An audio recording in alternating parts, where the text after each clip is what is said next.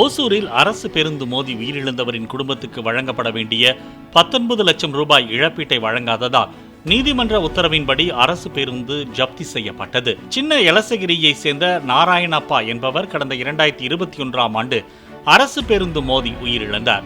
அவரது குடும்பத்துக்கு 16 லட்சம் ரூபாய் இழப்பீடு வழங்க நீதிமன்றம் உத்தரவிட்டது. வட்டியோடு சேர்த்து அந்த தொகை 19 லட்சமாக உயர்ந்த பின்னும் இதுவரை இழப்பீடு வழங்கவில்லை என கூறப்படுகிறது.